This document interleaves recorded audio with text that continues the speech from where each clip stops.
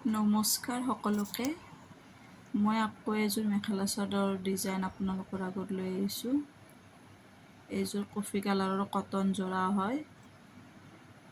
এইযোৰ ফেব্ৰিক আৰু এপ্লিকেৰে ডিজাইন কৰিছিলোঁ। গ্লাছ দিয়া গৈছে পাতকেইটাত। এনেকুৱাকৈ বগা ফুল দি কিনে ফেব্ৰিকেৰে ডিজাইনটো কৰি দিছোঁ। এনেকৈ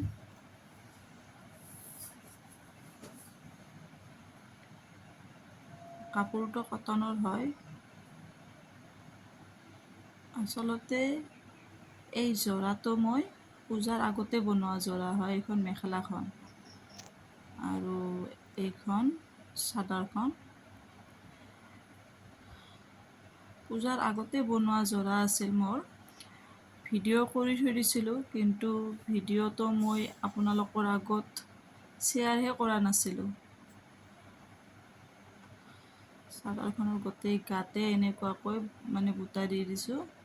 চাইড পাৰি কৰি কিনে 3টা ফুল দি ডিজাইন কৰি দিছোঁ।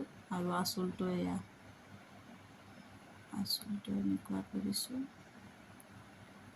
কাপোৰযোৰত দহি কৰা নাই, চিলোৱা নাই, কাৰণ এইযোৰ কাপোৰ মই গিফ্টত মোৰ বৌ এজনীক দিছোঁ।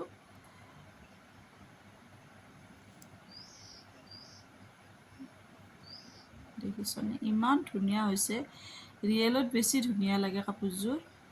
কেমেৰাত সিমান স্পষ্ট নহয় আৰু কালাৰটো।